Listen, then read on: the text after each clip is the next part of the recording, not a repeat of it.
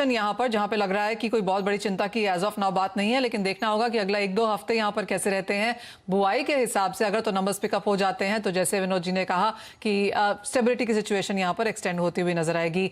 नजर आपके फ्लैशेस पे देखेंगे अब, जो स्क्रीन के सबसे नीचे आ रहे हैं, कि यूके में रिटेल सेल्स की जो रिटेल महंगाई की दर है वो 9.4% है। 9.3 का यहाँ पर एक्सपेक्टेशन था, तो क्लियरली इन्फ्लेशन नंबर्स यहाँ पर काफी जोर शोर से अभी भी लगते हैं। हमारे साथ अब यहाँ पर कामाख्या ज्वेल्स के मनोज झा भी जुड़े हैं। मनोज जी नमस्कार।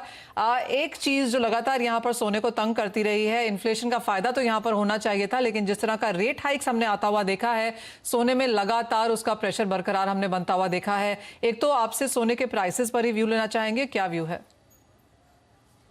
नमस्कार मनीषा जी। देखिए, गोल्ड मैंने बहुत पहले आपको बताया था कि ये $1700 के आसपास आना चाहिए और उसके पास आ चुका है। अब आप एक चीज देखिए, महंगाई दर बढ़ते जा रही है। अभी हाल फिलहाल में डॉलर इंडेक्स भी 2.5-3% टूटा, फिर भी कहीं भी गोल्ड को कोई सपोर्ट नहीं मिला। तो जितने भी जो फैक्टर्स हैं जो गोल्ड को सपोर्ट दे सकते हैं, वो कोई भी काम नहीं कर रहे हैं। बस एक ही फैक्टर आज के दिन में काम कर रहा है, वो ये है कि वो फेड का इंटरेस्ट रेट। और हर जगह के वर्ल्ड वाइड के इंटरेस्ट रेट बढ़ रहे हैं। लोग वहां पे ज्यादा अट्रैक्ट हो रहे हैं, पैसे वहां पे इन्वेस्ट करने के ज्यादा सोच रहे हैं, क्योंकि कई डिकेड्स से ऐसा इंटरेस्ट रेट वहां पे ऐसा नहीं आया था। तो चूंकि गोल्ड बहुत ज्यादा ओवरसोल्ड जोन में है in terms of dollar rates, तो कोई सही रीजन आ जाए, अगर यह 26 तारीख को फेड रेट बहुत 50 बेसिस पॉइंट से इंक्रीज हो जाए, ऐसा कुछ अकस्मात न्यूज आ जाए, जो कि जनरली भी अटकलें आ रही हैं कि 0.75 बेसिस से 1% तक बढ़ सकती है, तो फिर गोल्ड एक बार बाउंस बैक कर सकता है कहीं ना कहीं $1700-1800 तक भी। नहीं, अगर ऐसा कुछ न्यूज नहीं आया तो फिर ये गोल्ड कहीं ना कहीं इसमें डॉलर रेट्स में थोड़ा नरम और हो सकता है।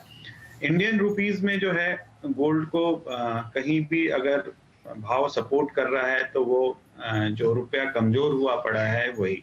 अगर रुपया यहाँ से कहीं ना कहीं मजबूत होता है तो वहां पे उसकी वजह से भी इंडियन रुपीस में फिर थोड़ी गोल्ड की भी भाव नीचे आ सकते हैं। ओके, जैसा कि हम आपको बता रहे हैं कि अप्रैल से जून का अगर आप क्वार्टर देखें तो 55 सेंट्रल बैंक्स ने यहां पर रेट हाइक करी थी, और जुलाई के महीने में 17 बैंक्स रेट हाइक्स यहां पर फिर से कर चुके हैं, और एक मेजर रेट हाइक का इंतजार है 27 जुलाई को, जो कि यूएस फेड की तरफ से आएगी, जहां पर क्लियरली 75 बेसिस पॉइंट की एक्सपेक्टेशन है। और वही एक रीजन है, जैसे मनोज कह रहे हैं, कि सोने में दबाव लगातार बना हुआ है। जय, आप कैसे देखते हैं सोने के प्राइसेस को इन करंट लेवल से? थोड़ा सा सबड्यूड रह सकता है प्राइसेस, जो लेवल्स पे भी ट्रेड कर रहे हैं, यहाँ से कोई बहुत ज्यादा ट्रिगर नहीं दिख रहा है। और फेड के बैठक से पहले हम देख रहे हैं कि तमाम सेंट्रल बैंक्स यहाँ पे रेट हाइक के होड़ में लगे हुए हैं।